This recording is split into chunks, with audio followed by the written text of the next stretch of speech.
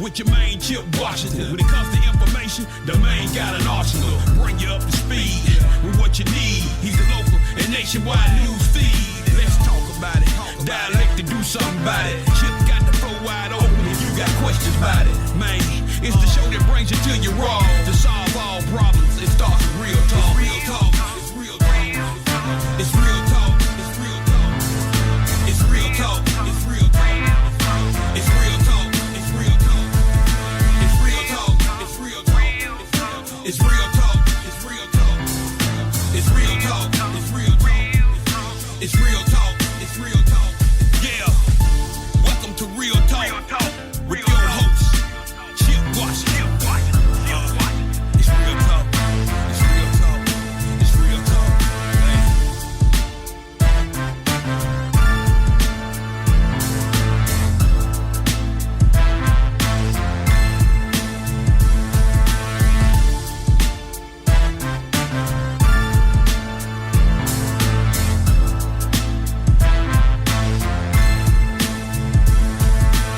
And here we go. Here we go on this Monday evening. It is August the 5th, 2024, also known as the first day of school for Memphis and Shelby County school children. It is time for Real Talk Memphis, ladies and gentlemen. Glad to have you along for the ride. I am your humble host. My name is Chip Washington. It is still hot outside, by the way, just in case you hadn't stuck your toe out in the last 15, 20 minutes. It's still hot. We are going to see another very hot day tomorrow with serious heat, excessive heat warning as well tomorrow.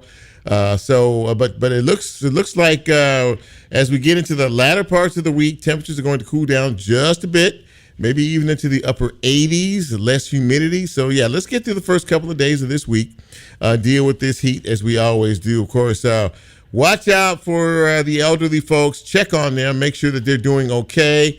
Your pets as well. Don't walk your dogs, your cats, or whatever it is you walk in this kind of heat because it burns their paws. Wait till the sun goes down. Things start to cool down just a bit. As far as you are concerned, drink plenty of fluid. Stay hydrated with water. And, of course, they sell alkaline water, too, which is good because when you sweat a lot, you sweat out a lot of things that you need in your system, and that replaces them, okay?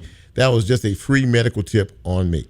Glad to have you along with us for the ride. We'll be here for the next hour, so we hope that wherever you are, you're in a nice, cool, quiet, relaxed place, and you have us on whatever it is you're listening to us on at this time. Of course, 91.7 on your FM dial, WYXR, which is where we are right now here at Crosstown Concord. That's Concourse.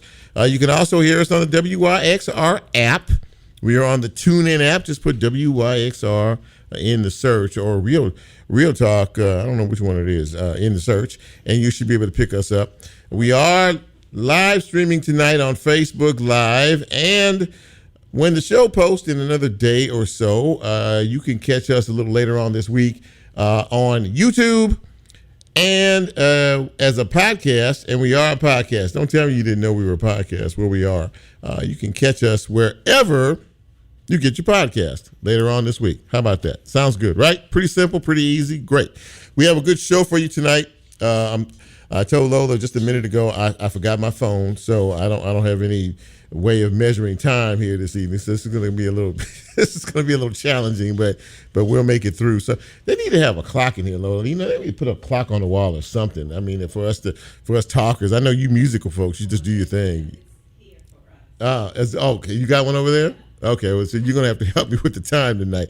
But we have a good show for you tonight. We think we do anyway, and we hope you think so as well.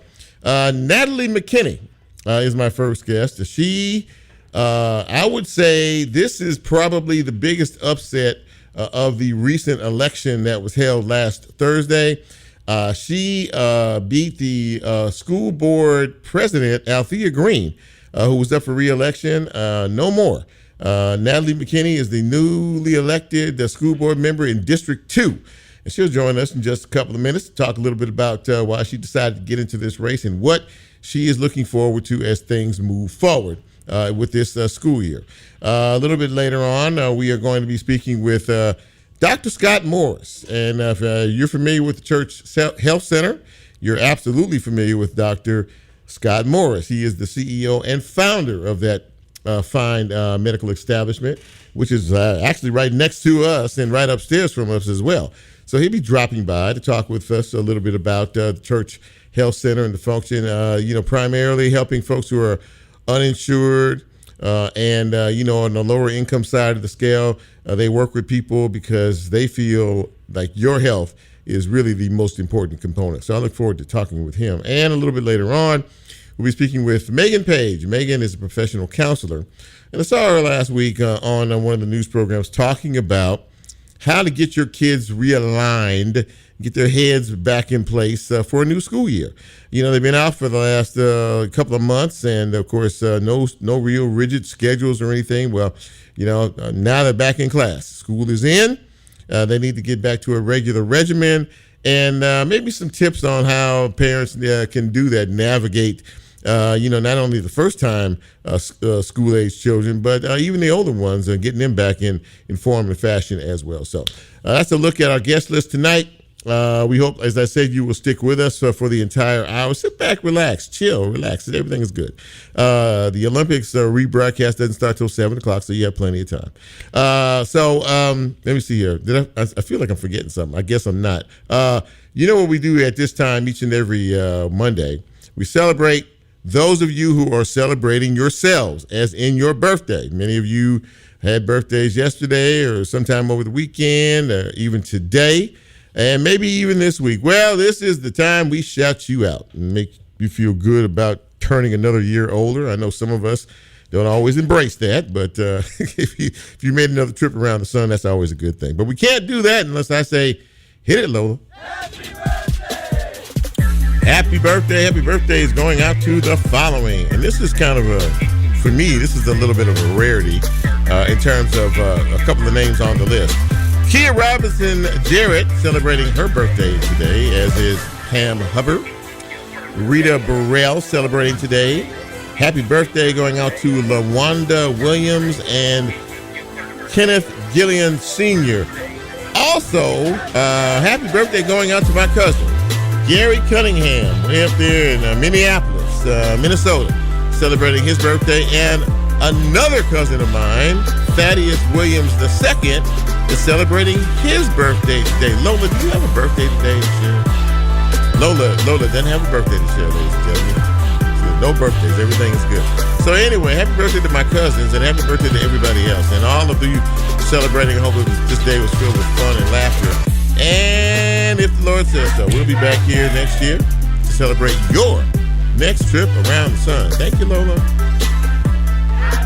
So, as I said, today is the first day of school in the largest school district in the state of Tennessee. Over 100,000 students went back to school today.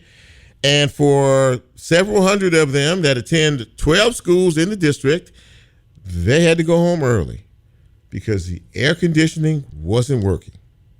12 schools, no air conditioning on the first day of school. Not exactly the rousing start the new superintendent was hoping for, but hopefully those situations will be rectified sooner rather than later. It's on the 95 degrees, and then you got that heat index going on, and you got kids and a hot classroom. No, that's not fun. That's not fun. But anyway, we are praying for a good and not even good, a great school year for our kids. We want success on every level this year, as the Dr. Marie Fagan's chapter starts now. So we'll see how all of that goes as the year moves along. We'll try to get her on this show before the school year is over as well.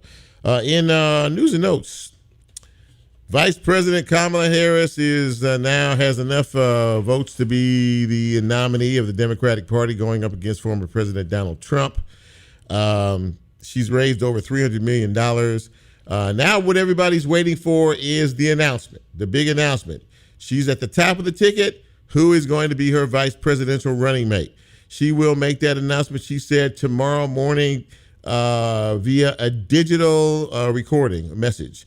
And she and her running mate will be campaigning together for the first time tomorrow evening in Pennsylvania, which if you've been following this, one of the individuals in question is the governor of Pennsylvania. So we'll see how all that breaks out. We'll find out tomorrow, though.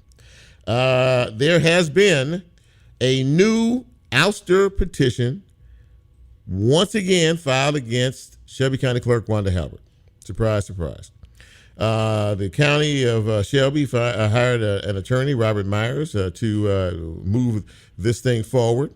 Once again, she has 20 days now in which to respond after, you remember, the first case against her was dismissed because of the DA not being in this county. She's way off in the eastern part of Tennessee. The judge dismissed the case because she said she had no jurisdiction to even be over this case.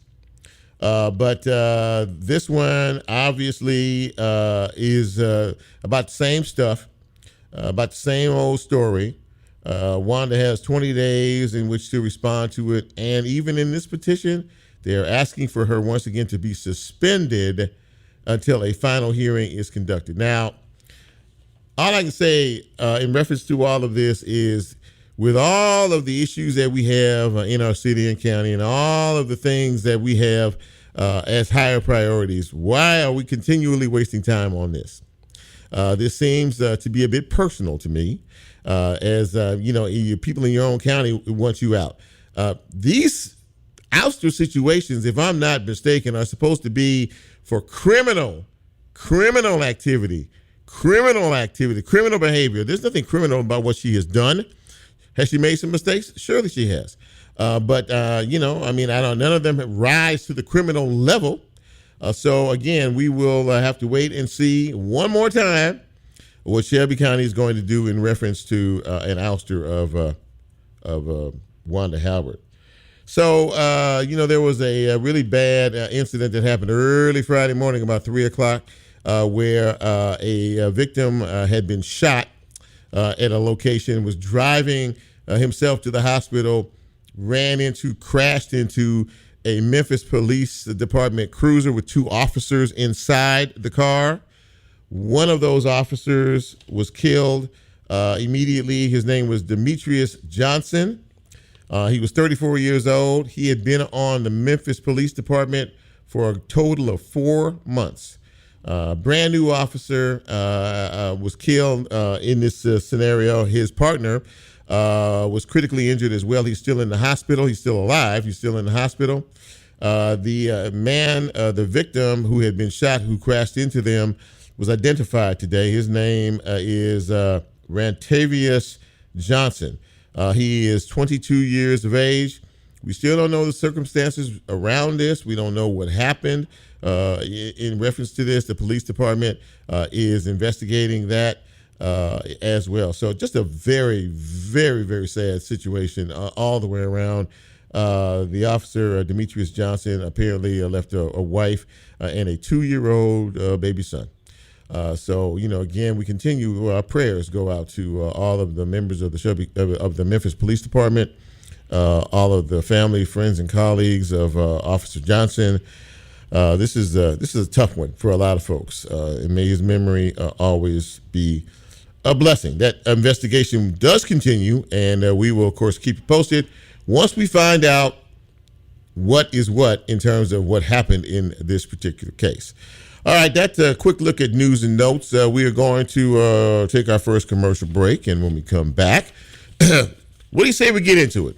Talk a little bit about this and that and this with yours truly and you on this Monday edition of Real Talk Memphis. I'm Chip. Don't go away. We have a lot of show. We'll be right back.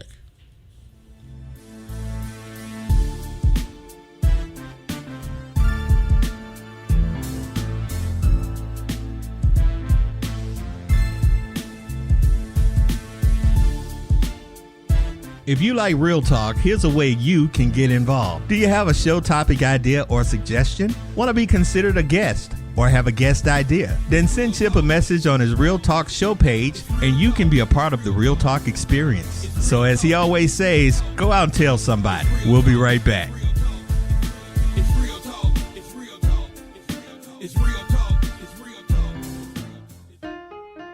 Sunset Jazz at Court Square is a free, family-friendly jazz concert series hosted by Just Jazzin', located at 62 North Main in downtown Memphis. The series is held annually, every second Sunday of May through October, featuring a lineup of jazz artists showcasing different styles from straight ahead to swing. More information can be found at sunsetjazzmemphis.com.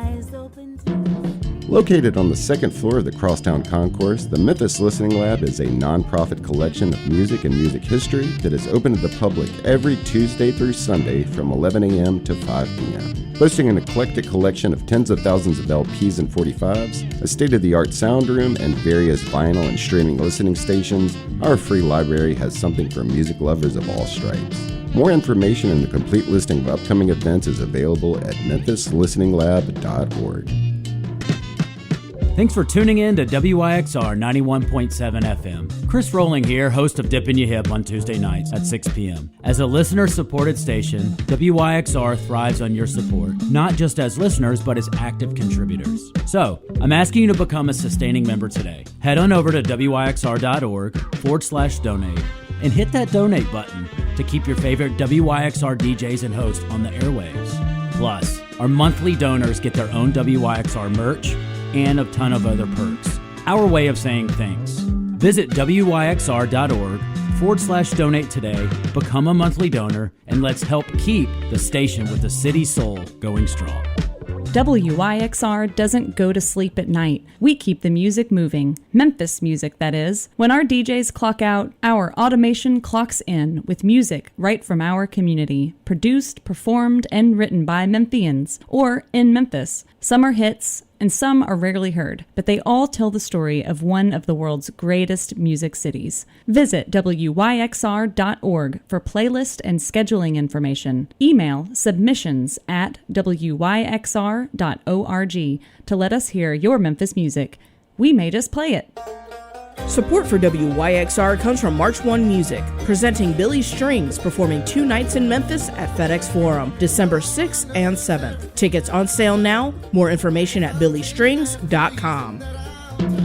Located on the second floor of the Crosstown Concourse, the Memphis Listening Lab is a nonprofit collection of music and music history that is open to the public every Tuesday through Sunday from 11 a.m. to 5 p.m. Boasting an eclectic collection of tens of thousands of LPs and 45s, a state-of-the-art sound room, and various vinyl and streaming listening stations, our free library has something for music lovers of all stripes. More information and the complete listing of upcoming events is available at memphislisteninglab.org.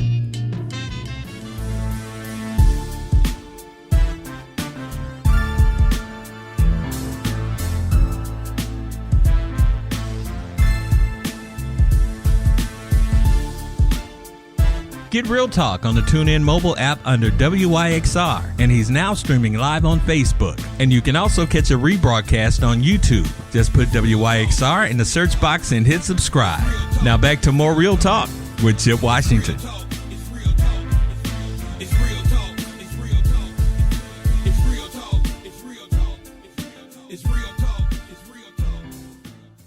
Welcome back to Real Talk Memphis on this Monday evening in the city.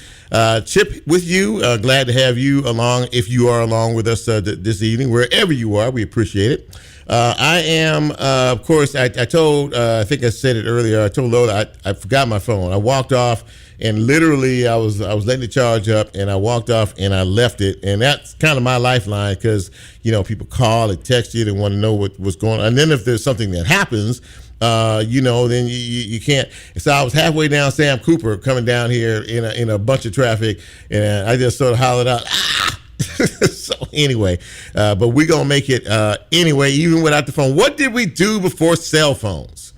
That's a good question. What did we do before cell phones? I guess we hollered at each other a lot from down the street. But in any event, I am, we're always prepared around here. And I had a change in the script earlier. One of my guests was unable to make the show tonight. And so I scrambled and I tried to figure out who would be the best person. And I ran across someone who I've admired for a while now, for a long time, for the work that he does in this community.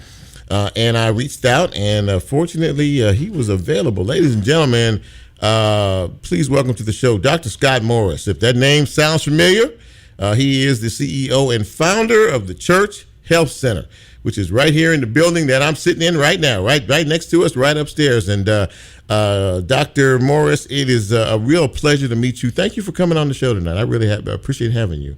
I'm glad to be here. Anything happens with WYXR, I'm all for it. There you go. I'm glad I'm at the right station too there for you. I really appreciate that. So I was doing a little background on you today, and you started Church Health back in 1987.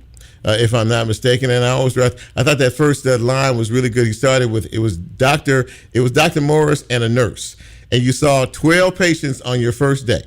You come a long way since 1987, and I think at last check you had the scene over. Was it 60,000, 20,000? What the number is? 60,000 people? Is that what it is? It's hard to put a number on it. The way I think of it, there are 80,000 people in Memphis who depend on Church Health for their health care. That's a lot of people.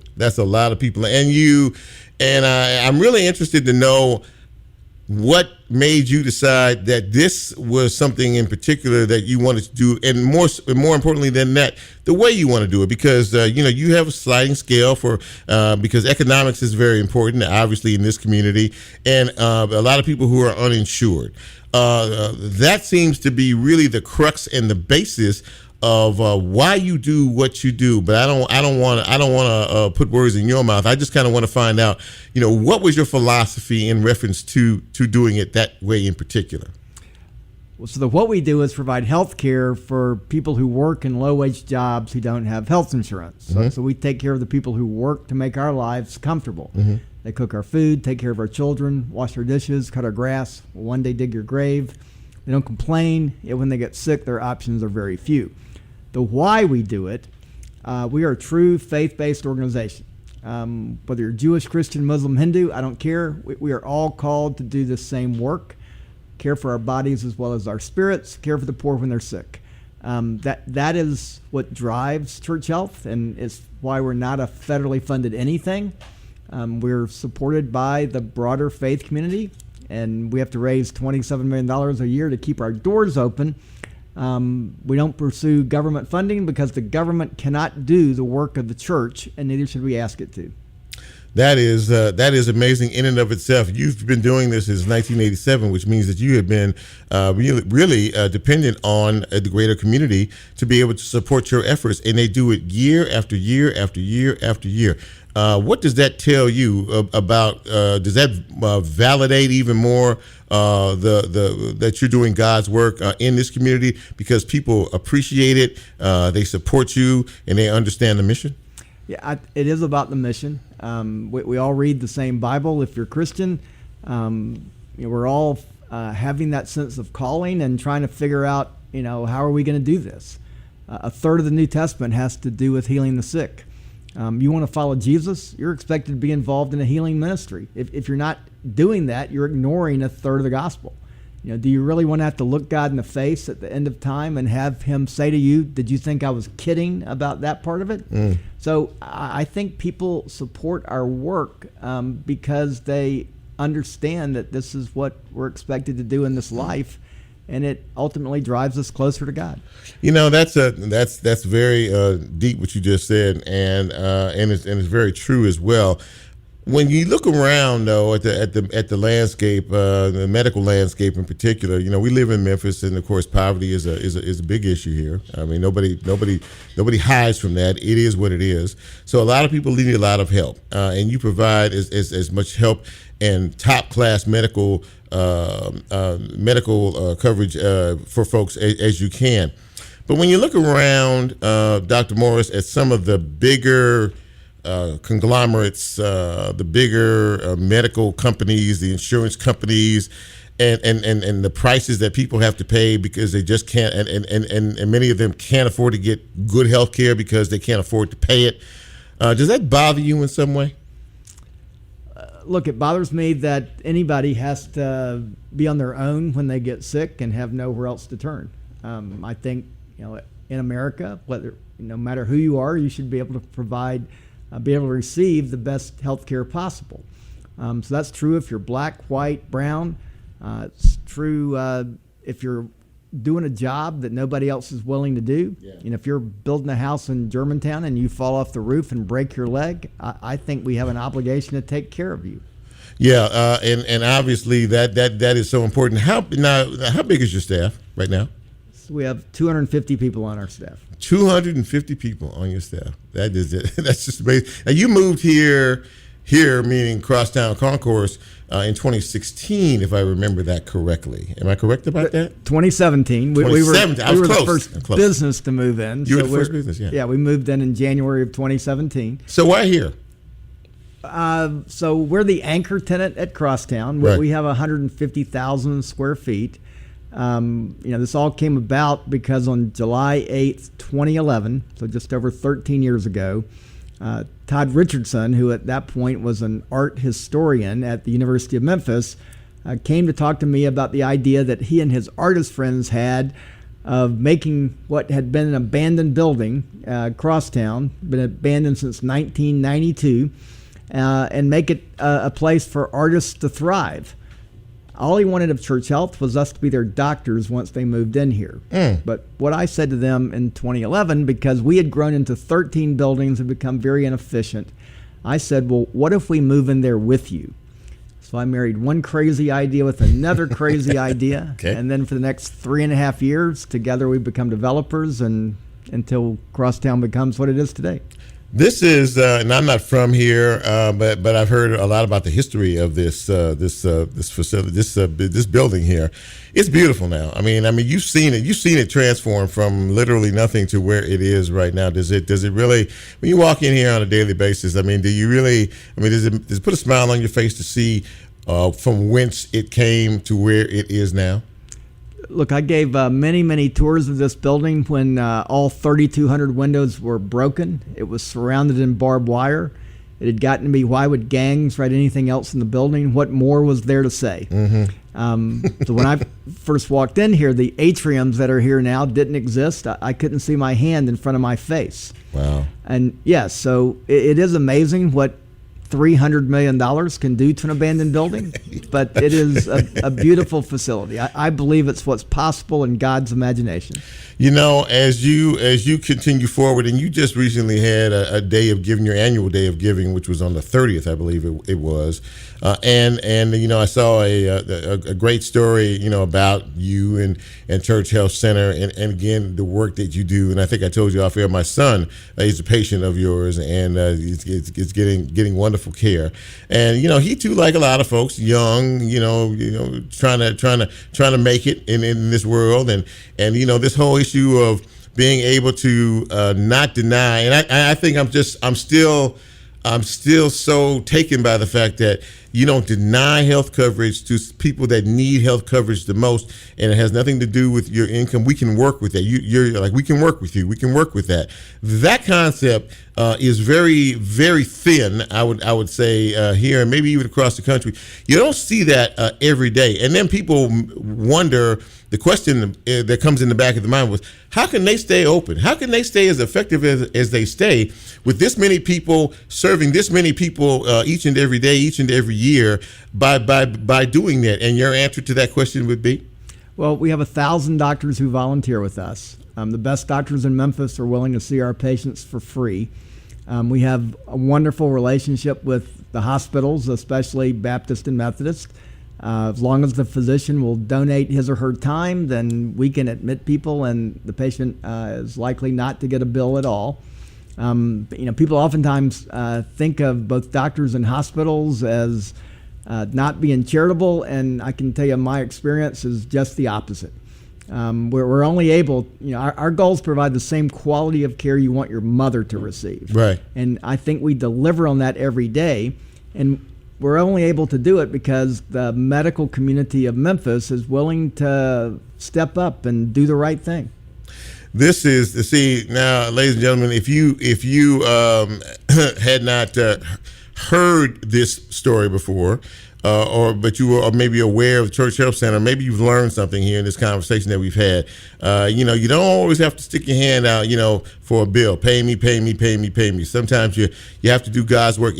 We always talk about doing God's work, but we need to kind of figure out what the definition of God's work truly is, which is what Dr. Morris and his folks are doing on a daily basis. And the prerequisite for doctors wanting to help you do what you do for so many is the fact that they volunteer their services. And I would imagine, because of the number that you said do that, you don't have too many folks saying no to you, do you? Every doctor I know goes to medical school primarily because they want to help people. And what we've been able to do is find a way where all we ask of the doctor is give me some of your time. Mm-hmm. And as a result, over the last 37 years, there haven't been more than a handful of doctors ever tell us no. Do you see what you do here in the city of Memphis because I do, as a template, or let me ask it this way. Have there been other medical outlets or facilities around the country that are aware of what you do here and have come to you seeking maybe to want to do the same thing in their states or in their cities around the country? Is this a pilot or a template for other operations doing the work that you do on a daily basis? So twice a year we have what we call a replication seminar. There are 90 clinics around the country that are open that would tell you they're modeled after Church Health. Wow. There are many others that are in the works. There are hundreds of clinics similar to ours. Now, Church Health is far and away the largest. But if the New Testament is true and accurate, which I believe it is, then this is what we're supposed to do in every community. Mm-hmm. And for that reason, this work is able to be replicated because people want to do the right thing. This makes me think about COVID-19, which was something that none of us expected to happen. It overwhelmed everyone. How were you all, and particularly with the group of people that you deal with on the regular basis, how overwhelming was that for you and your team? Or was it overwhelming because it was overwhelming for everybody else because we were still trying to figure out what it was and everything else? How difficult and or challenging was that for you? So that really took hold in March of 2020. Mm-hmm. Almost immediately, we realized that this was not going to be an ordinary experience. And so Church Health offered up our chief operating officer to help in the city. She ended up, Jenny Bartlett Prescott, she spent half of her time for that first year helping to organize and coordinate our testing program for the city. Mm-hmm. Here at Crosstown, if you've ever noticed, there's a way to literally drive through the middle of a building. Well, that is also perfectly designed to do drive-through testing. Mm-hmm. And that became our place of doing testing. And then one of our waiting rooms became our vaccine central once that vaccines were available. Overnight, we learned how to do telemedicine. So it was transformative for us as it was for everybody else. And, I think we actually learned some very valuable lessons during COVID that we're continuing to implement. I worked for the Shelby County Health Department. I was hired during that time, right when COVID hit, because they were overwhelmed, and as all of us were overwhelmed. And we worked with you all. We worked with Jenny. We'd be on calls all the time, coordinating testing and trying to figure out this. And that was an extraordinarily challenging and difficult time, even for someone who's practiced medicine for as long as you had. That had to really be. That whole thing just had to be. I don't even know. Even today, I can't even find words to describe how overwhelming. We lost over 1 million people in this country. We lost a few thousand here in Memphis and Shelby County as well.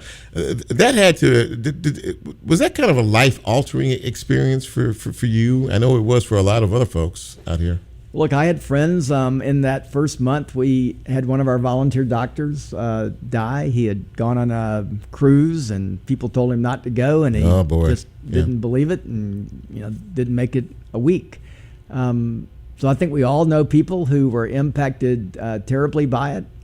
We still see patients every day here at Church Health who now have COVID. It hasn't gone away. Right. That thankfully, if you've had a vaccine, then you're unlikely to get terribly sick, but people still get sick. It's a real thing, so you can't just ignore it. I assure you I will get my vaccine on an annual basis, it looks like, just to stay up to date. But, diseases are complicated in so many ways. For all of us, focusing on prevention is probably a wiser path. Yeah. That's what, being healthy is not about the absence of disease. What we think being healthy is ultimately about three things: having more joy in your life, having more love in your life, and being driven closer to things greater than we are. We would call that God. But if that's what it takes to be healthy, more joy, more love, being driven closer to God, it actually doesn't have a lot to do with the doctor. So when you look at Crosstown and you see all the various things that are here, yes, we believe that sort of models the way we should all live. We've created something we call the model for healthy living. Each of these things are equally important. Medical care is one, but only one. But nutrition, your mother told you are what you eat. She was right. Movement, our bodies were made to move. So the Nutrition Center at Crosstown here of Church Health is our way of engaging that. Church Health YMCA, it is 25,000 square feet of church health space. We've contracted with the Y to manage. So again, medical care, nutrition, movement, emotions. We have a behavioral health center here. Family and friends, work, your faith life. These things are all equally important. No one's more important than the other.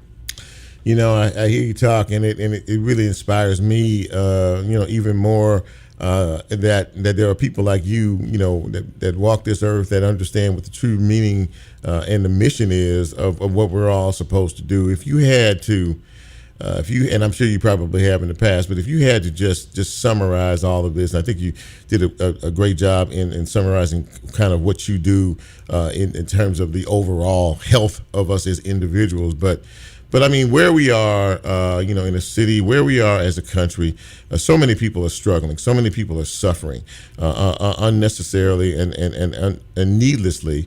What would be your if you had to give an overall arching message in how we as people need to live our lives and be as human beings? What would that message be? Well, we don't need to be reactionary, and we can't just focus on the past.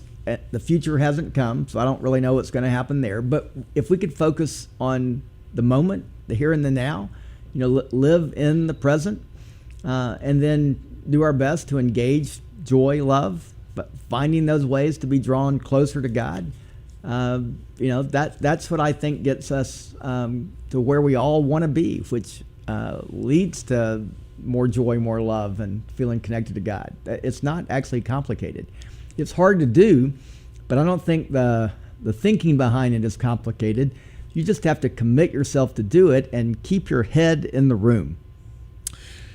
Well, I tell you what, I'm inspired. Both Lola and I have been he's here with us in studio, actually sitting here right across from you here, for those of you who are listening. And we're both looking, and we're just looking at each other, and we're looking at you, and just nodding our heads, and really, you don't hear this conversation on a regular basis around here. We hear about everything else on the negative side, but we don't hear about that there is hope, that there is positivity, which is what you exude on a daily basis, that there are people out here who are willing to help for no other reason than God has mandated us to love each other and to help each other and support each other. And you seem to be doing that with extraordinary success here in the Memphis and Shelby County area. Is there, in terms of people who are hearing this and may not have come down here to utilize your services, is there some information you'd like to pass along with that, in terms of that, contacting and... So our website's the best way to engage Church Health. Sure. We have a walk-in clinic. That's, these days, primarily how I see patients. The criteria to come to the walk-in clinic is I am sick today. I don't have health insurance. The cost is $40. It's the same no matter what your problem is. You got a cold, you got a broken bone, you're at death's doorstep. It's obviously a better deal the sicker you are, but for $40, it's a pretty good deal. Yeah. Again, if your back's been hurting for 5 years, that doesn't constitute sick today. Right. want your blood pressure checked, you need a physical exam. That is not sick today. Right. But if you have an acute injury, then that is the easiest way to get to see our doctors at Church Health. Beyond that, we charge on a sliding scale according to your income. Mm-hmm. You do have to give us verification of your income, and we're focused on the uninsured. If you have health insurance, good for you. You don't need us. But sadly, there are many, many people in Memphis and Shelby counties who don't have health insurance. Yes. But once you're a regular patient of ours, you have access to our dental care, our eye clinic, our behavioral health center, our nutrition center. This is all sort of one-stop shopping here at Crosstown Concourse. Just amazing, absolutely amazing. And if you're having a bad day and you're trying to figure out your course in life, talk to Dr. Morris here. You'll get straightened out almost immediately. Dr. Scott Morris, the CEO and founder of Church Health Center. Dr. Morris, it was so good to have you with us this evening. It's a pleasure meeting you, and I hope that this may be our first conversation, but I hope down the road it won't be our last. And bless you for everything that you have done for so many, so selflessly in our communities. We really thank you for that. Thank you so much. I'm honored to be here. Don't forget that WYXR stands for Your Crosstown Radio. So look at that. Come to Crosstown. Putting the plug in too, ladies and gentlemen. I like that. Thank you, Dr. Morris. Thank you so much for being here. We're going to take another break, ladies and gentlemen, and when we come back, we'll continue on this Monday edition of Real Talk Memphis. I'm Chip. Don't you go away. We still have more to go. We'll be right back. Man, you.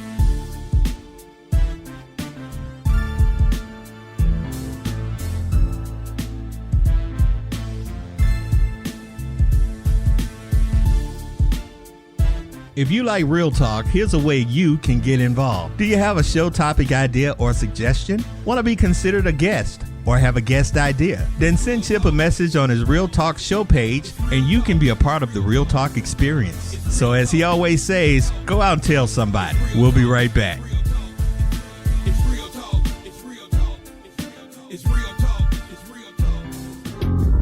WYXR Stereo Sessions presented by Menfo continues with Blackout's Dream World. In the next installment of our local album listening series, we return to Memphis Listening Lab on August 14th at 6 p.m. to examine a Memphis rap classic with haunting beats and intense lyricism. Producer-rapper Blackout will be on hand to walk us through every track. This stereo session presented by Menfo is brought to you by Memphis Listening Lab, Crosstown Brewing Company, Independent Bank, and Via Productions. Hey, I'm Amy, host of Sonosphere on Monday at 4 p.m. And you're listening to WYXR 91.7 FM Memphis. I'm here today to ask you to further your impact with the station with the city's soul by joining the ranks as a WYXR mid-level donor today. Join us in championing a more inclusive and informed world through the transformative power of the community radio. Visit midlevel.wyxr.org to become a mid-level donor at WYXR, where your investment paves the way for a brighter and more connected future. Mid-level donors enjoy exclusive benefits such as on-air acknowledgments, VIP passes to Raised by Soundfest, and the opportunity to step into the role of a guest DJ. More information about mid-level donations can be found at midlevel.wyxr.org. Country musician Sierra Farrell is bringing her Shoot for the Moon tour to Memphis, Tennessee, where she'll be on stage at the Overton Park Shell on Saturday, August 24th during the Shell Yeah Benefit Concert Series. All proceeds directly support and empower the mission of the Overton Park Shell. More information and tickets can be found at overtonparkshell.org/shellyeah. Country musician Sierra Farrell is bringing her Shoot for the Moon tour to Memphis, Tennessee, where she'll be on stage at the Overton Park Shell on Saturday, August 24th during the Shell Yeah Benefit Concert Series. All proceeds directly support and empower the mission of the Overton Park Shell. More information and tickets can be found at overtonparkshell.org/shellyeah. Hey, I'm Amy, host of Sonosphere on Monday at 4 p.m. And you're listening to WYXR 91.7 FM Memphis. I'm here today to ask you to further your impact with the station with the city's soul by joining the ranks of the WYXR.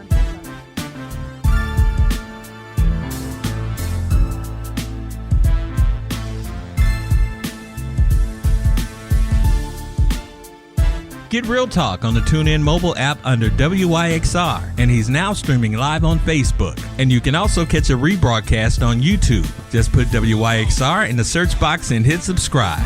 Now back to more Real Talk with Chip Washington.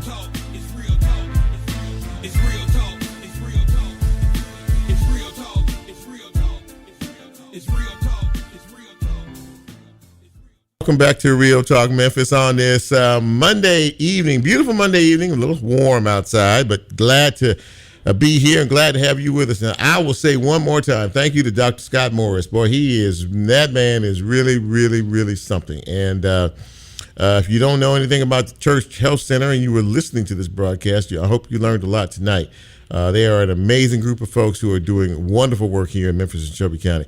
Now, we said at the top of the show that this is the first day of school here in Memphis and Shelby County for over 100,000 kids in the largest school district in the state of Tennessee. But, kids have been out now for the last couple of months, and no routine, no schedule, just kind of doing whatever they do during the summer months. But now it's time to start to tune in.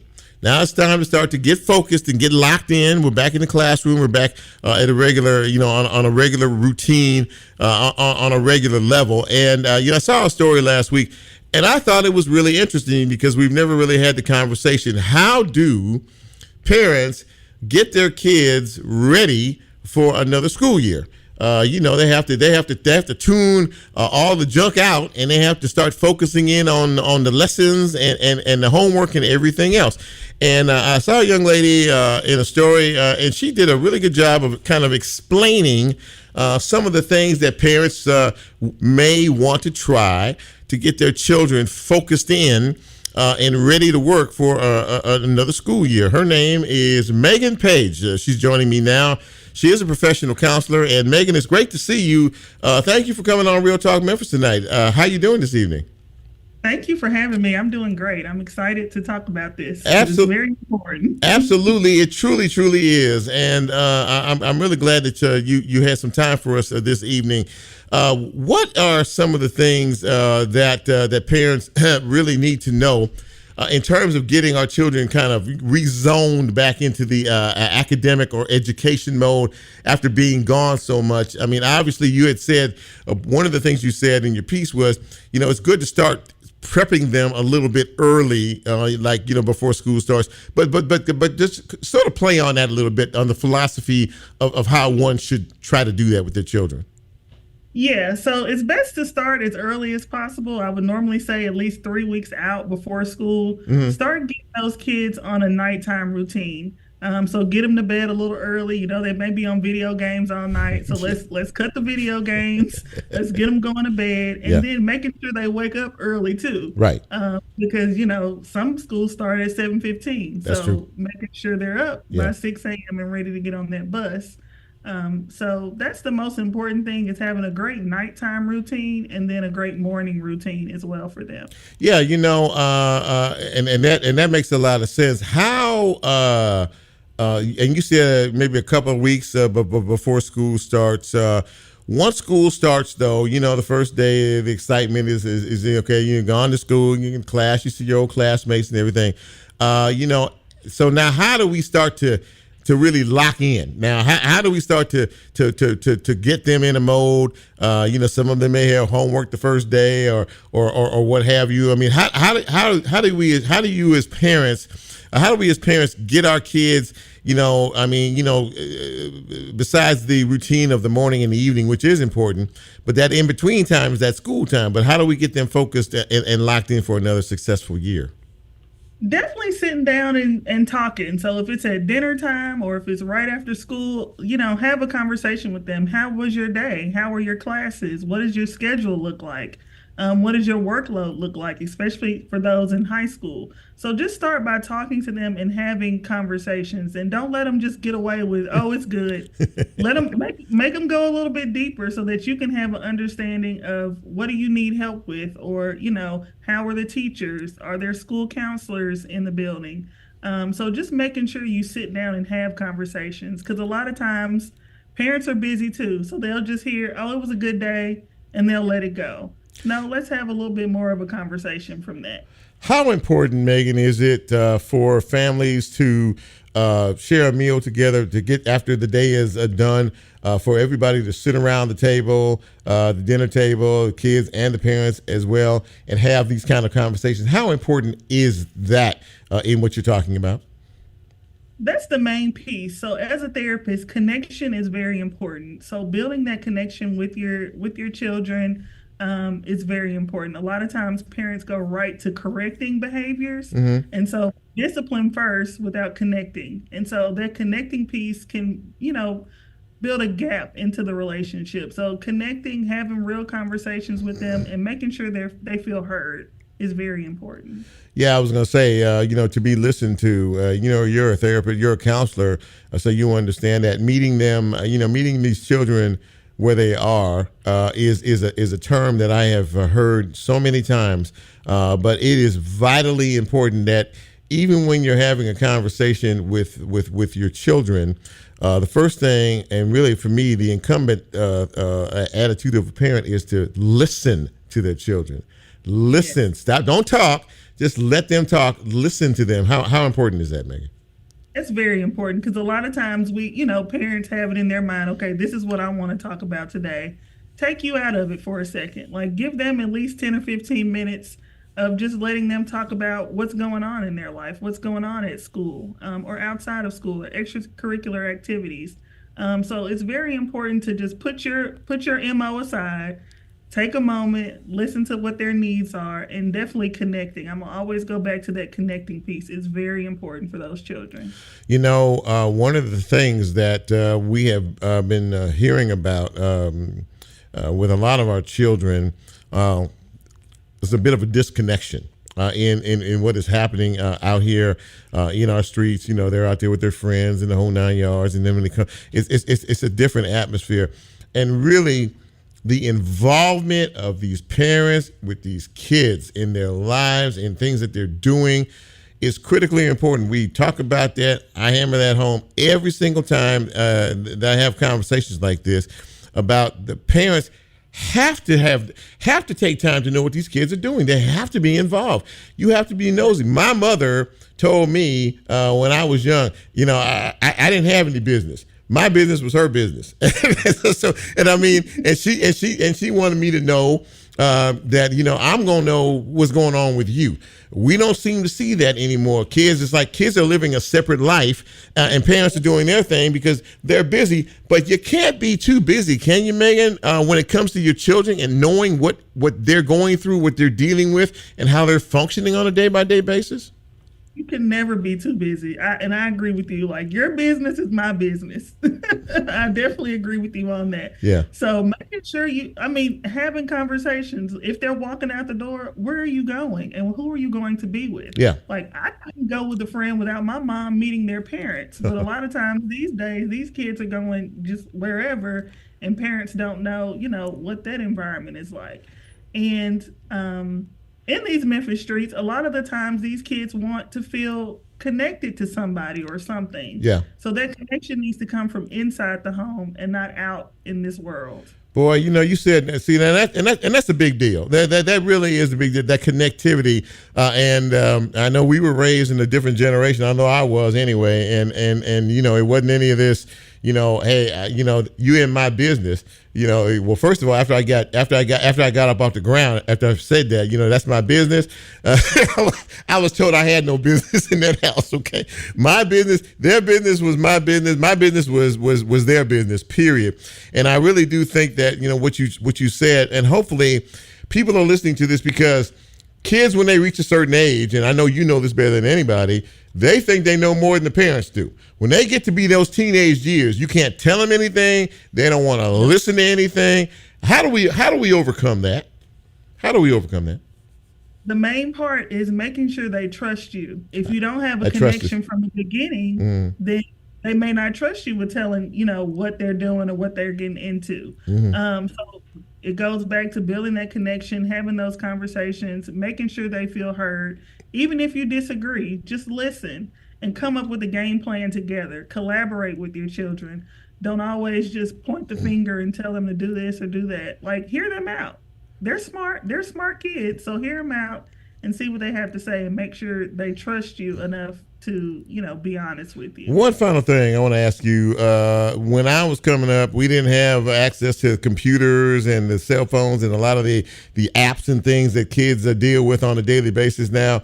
Should there be some ground rules in relation to that, depending on the age of the child, as to how much they should use things like that? Because there's a lot of stuff on the internet that we all know is not real positive, especially for young people. What would you say if someone asked you about that? Yeah, definitely. I mean, when you try to sign up for Instagram or Facebook, they ask you for your age for a reason, because it says 13 and up. Mm-hmm. So at least starting there, and then having like Life 360 on their phone so you can know their location. Or if they have an iPhone, making sure they share their location with you so that you can keep tabs on them. You may not check it all the time, but you definitely need to know where your children are. Absolutely that. Meghan Paige, ladies and gentlemen, a professional counselor, giving you some tips about how to deal with your kids at the start of another school year. Most importantly, pay attention to them, listen to them, and communicate with them. Meghan, thank you so much for taking some time out to be on the show tonight. Really appreciate you and really appreciate your counsel. And I hope that for all of us, we have a pretty decent school year with our young folks. But thank you for your valuable advice. Appreciate you. Thank you so much. You have a good evening. Now, take care. So there you go, ladies and gentlemen. That about wraps it up. But Lola, turn your mic on. I want to ask you a question. I don't know how much time. How much time do we have? Are we? We have a little time. Okay. So, Lola is, I think, and I don't say anything just because. I think she is a great mother. She has a child. She's in college now, and Addison is her name, and she and her mother are very close. She used to hang out here, at times when she was around, and I just noticed the dynamic between you and your daughter. And one thing I did notice, Lola, seriously, is that you two have an amazing communication with one another. You guys are very open with each other. Yes. And I mean, she's very trusting of you. She is. Is that something that you wanted to instill? I'm just curious, Definitely. Because I think you're a good mom. I really do. Thank you. We grew up with our parents kind of like talking at us instead of to us. Uh-huh. So I decided to change that narrative. And I'm not her friend. I'm very much a parent. But when I let her know, when I tell you something, it's for a purpose. Right. I'm not fussing. I'm not beating you down. Right. And that's what a lot of parents tend to do. Right. And we have a fantastic relationship. Yeah, she tells me a lot of stuff. Maybe even stuff you don't want to hear. Right. She tells me a lot of things. I was going to say now that's another thing too, that I have never really quite understood. Parents wanting to say, my child is my best friend. And I've always thought that there needs to be a bit of a break between, being a parent and being the disciplinarian. Yes. And I don't know how a child can be your friend when you're trying to teach them We are not how to grow friends, up. baby. We are not friends. So that was one of the biggest things, right? In being able to do that and establishing that trusting relationship. And like you said, if you tell a child something, because you've been there, it's for their good. It's for their good. They're coming up into it now. They're growing. She's in college now. She's a college young lady now, and there are things that she didn't know that she's learning now. And Correct. I'm sure that. But I've always admired the closeness of the relationship. Thank you. So I really appreciate you taking the time to talk to me, thank Lola. you. Thank you. As we get out of here now, she plays us out. Listen, it's been a great show. We missed a guest, but that's okay. We made up for it tonight. It's been a great conversation, of course, with Dr. Scott Morris and Meghan Paige for being with us and talking about our young people. Listen, I hope that you had a chance to listen. If you didn't have a chance to listen, we are a podcast, ladies and gentlemen. So you can, when the show posts, you can check us out wherever you get your podcast. In the meantime and between time, stay out of this heat if you can. Stay as cool as you can. Watch out for your elderly family and friends. Watch out for your pets and all of that stuff. If you like what we do here each and every week on Real Talk Memphis, go out and tell somebody and come back and join us next week. So for Lola, for Bryn, and for yours truly, it's been a great show. I hope you have a wonderful week, and we are out. See you soon.